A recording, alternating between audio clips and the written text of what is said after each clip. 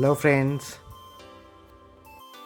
ఈ ఏడుపాయల దేవస్థానం ఎక్కడుందంటే తెలంగాణ రాష్ట్రంలోని మెదక్ జిల్లాకి కొన్ని కిలోమీటర్ల దూరంలోని పాపన్నపేట్ మండలం నాగ్సాన్పల్లి గ్రామ పంచాయతీ పరిధిలోని గణపవరం డామ్ ప్రాంతంలో పర్వతారణ్యం మధ్యలో మంజీరా నది తీరాన 6 కొండలు వాగుల మంజీరా నదిలో కలిసే 7 పాయల క్షేత్రంలో వెలిసిన వనదేవత ఈ వనదుర్గ భవానీ మాత.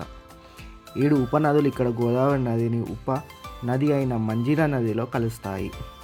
దేవాలయం చుట్టూ అటవీ ప్రాంతంలోని పచ్చని చెట్లు, గుట్టలు, గలగల పారే మంజీరా నది 7 పాయలుగా విడిపోయి కొండ వాగుల నడుమ ప్రవహిస్తూ ఉంటుంది. ఈ ప్రవాహాల మధ్య ఒక కొండ గుహలో శ్రీ కనకదుర్గమ్మ స్వయంభూ మాతగా గ్రామదేవతగా వెలిసింది. ఈరోజు మనం ఏడుపాయల దేవస్థానం యొక్క విశిష్టత, చరిత్ర తెలుసుకుందాం. ఇక్కడ దుర్గామాత ఎలా వెలిసింది, అసలు ఏం జరిగింది, ఇక్కడ చరిత్ర ఏంటి అనేది ఇప్పుడు మనం తెలుసుకుందాం. అమ్మవారికి ఏడుపాయల దుర్గామాత అని పేరు ఎలా వచ్చిందంటే పూర్వం పరీక్షిత్ మహారాజు సర్పరాజు కాటికి గురి మరణించాడు. ఆ పరీక్షిత రాజు కొడుకు మొత్తం సర్పజాతిని లేకుండా చేయాలని భావించి సర్పయాగాన్ని చేస్తాడు. మరి ఆ సమయంలో నాగుల తల్లి ఏం చేసింది, ఈ ఆలయానికి సర్పయాగానికి సంబంధం ఏంటి అనే విశేషాలు ఇప్పుడు మనం తెలుసుకుందాం. ద్వాపర యుగాంతంలో పరీక్షిత మహారాజు సర్పరాజు కాటికి గురై ప్రాణాలు కోల్పోతాడు. రాజు కొడుకు జనంజయుడు తండ్రి మరణానికి కారణమైన సర్పసంతతిని సమూలంగా అంతమొందించాలని సర్పయాగం తలపెడతాడు. యజ్ఞగుండాలు నిర్మింపజేసి జమయగ్ని, అత్రి, కశ్యప, విశ్వామిత్ర, వశిష్ఠ, గౌతమి, భరద్వాజ వంటి 7 ఋషులతో ఈ యాగం నిర్వహిస్తాడు. యజ్ఞ ఫలితంగా సర్పాలన్నీ వచ్చి అగ్నికి ఆహుతి అవుతుండటంతో సర్పజాతి అంతమవుతుందనే ఆందోళనతో నాగుల తల్లి దేవుళ్ళని వేడుకుంటుంది. అప్పుడు నాగుల పుణ్యలోక గతులు ప్రాప్తి చెందేందుకు గరుత్మంతుడు పాతాళంలోని భోగావతి నదిని తీసుకొని వస్తాడు. యజ్ఞస్థలికి రాగానే భోగావతి నది 7 పాయలు పుణ్యలోక గతులను ప్రాప్తించేందుకు గరుత్మంతుడు పాతాళంలోని భోగావతి నదిని తీసుకొని వస్తాడు. యజ్ఞస్థలికి రాగానే భోగవతి నది 7 పాయలుగా చీలి ప్రవహించిందట. సర్పయజ్ఞ గుండాలను ముంచుతూ ఓ పాయ రాతి గుహలోని వెలిసిన దుర్గామాత పాదాలను తాకుతుంది. అలా తాకిన దుర్గామాత పాదాలను తాకిన ఆ పాయ గోదావరిలో కలుస్తుందట. 7 ఋషులతో యజ్ఞం చేయడం, గంగాదేవి 7 పాయలుగా చీలి ప్రవహించడం వల్ల 7 పాయలు అని అమ్మవారిని 7 పాయల దుర్గామాత అని పేరు వచ్చింది. ఇక్కడ భక్తులు బోనాలు చేయడం, దేవతలకు సమర్పించడం జరుగుతుంది. భక్తులు కోరిన కోరికలు తీరడం ద్వారా ఆ భక్తులు తమ మొక్కును చెల్లించుకోవడానికి కోడిని, మేకని కానీ దేవతకు సమర్పించుకుంటారు. ఇలా జనాలతో సందడిగా ఆదివారం రోజు చాలా హడావిడిగా ఉంటుంది. చూడండి ఇక్కడ ఎంత జనాలు ఉన్నారో, ఎంత లైన్ ఉందో. అందరూ చేతులలో మీకు బోనాలు కనిపిస్తూ ఉంటాయి. సో ఇలా ఈ అడవి ప్రాంతంలో ఇంత జనాల మధ్య ఇంత ప్రసిద్ధి చెందిన ఆలయం ఎంతమందికి తెలుసో మీరు కామెంట్లో చెప్పండి.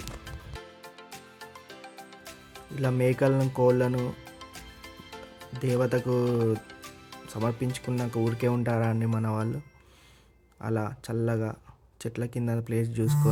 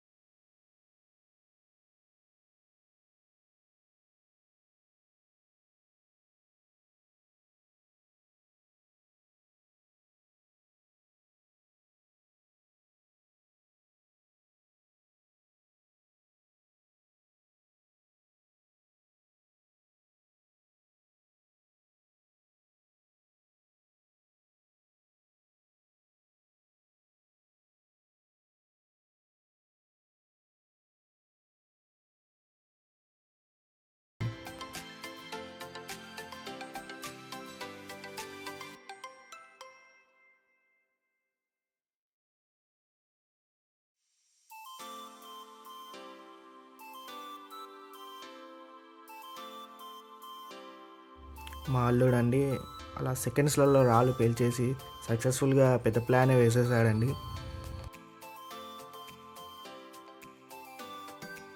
ఇలా కొండపైన గృహలో కూడా ఇక్కడ కూడా ఒక దేవత వెలిసి ఉందండి. సో ఆ జనాలు ఇక్కడ మన భక్తులు వచ్చేసి ఆ కొండలో గృహలో ఉన్న దేవత కూడా మొక్కులు మొక్కించుకొని తిరిగి మళ్ళీ కొండ దిగుతూ కిందికి వచ్చేస్తాను. ఇదని మన 7 వ్లాగ్. తిరిగి మళ్ళీ కలుద్దాం. సబ్స్క్రైబ్.